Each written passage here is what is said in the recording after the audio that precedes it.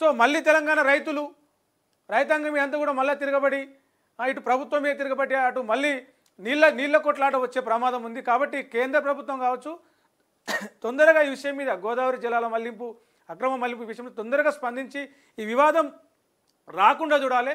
ఆ బనకచెర్ల ఏదైతే ఉందో సోమశిల రీట్రీచ్ అనేది ఏదైతే ఉందో దానికి టెక్నికల్గా కావచ్చు సంబంధించి దానికి నిధులు కావచ్చు ఆపాలి, ఇవ్వకుండా ఉండాలని చెప్పేసి తెలంగాణ గవర్నమెంట్ ఇప్పటికే 2 లేఖలు రాసింది. సో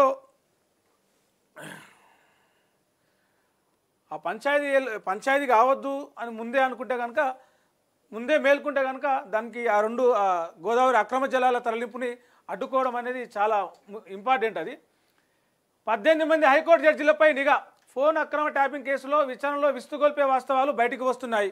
గత ప్రభుత్వ సమయంలో తెలంగాణ హైకోర్టులో పనిచేస్తున్న 18 మంది న్యాయమూర్తుల వివరాలు ఈ కేసుకు సంబంధించిన నిందితుడి కంప్యూటర్లో ఉన్నాయని తేలింది. అందులో 5 మహిళా న్యాయమూర్తుల సమాచారము ఉంది.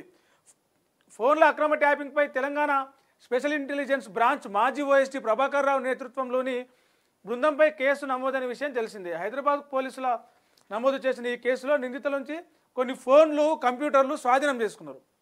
ఆ స్వాధీనం చేసుకున్న కంప్యూటర్లు ఫోన్లు దాంట్లో విశ్లేషించాలని ఓపెన్ చేసి చూస్తే 18 మంది హైకోర్టు జడ్జీలు, అందులో 5 మహిళా న్యాయమూర్తులు, 18 న్యాయమూర్తుల ఫోన్లు కూడా ట్యాప్ చేసింది గత గవర్నమెంటు.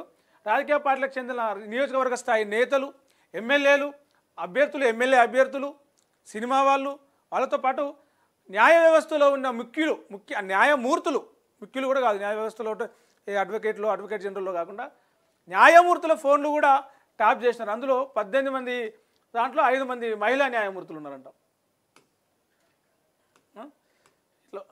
దీనికి సంబంధించి చాలా విషయాలు ఫోన్ ట్యాపింగ్ కేసు విచారణలో చాలా విషయాలు బయటపడుతూ ఉన్నాయి.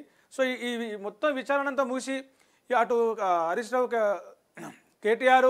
కేసీఆర్ను కూడా ఈ విచారణ ముగిసిన తర్వాత ఇంకెన్ని నిజాలు బయటపడతాయో చూడాలి. బంగారం కొనగలమా? 84,000 దాటింది బంగారం. అంతర్జాతీయ పరిణామాల నేపథ్యంలో బంగారం ధర చుక్కలను దాకుతుంది. గురువారం 10 గ్రాములు అంటే తులం 24 క్యారెట్ల బంగారం తొలిసారిగా 84,000 దాటింది. ఇక గరిబడి ఎంకుంటాడు 84,000 దాటితే. హైదరాబాద్ బులియన్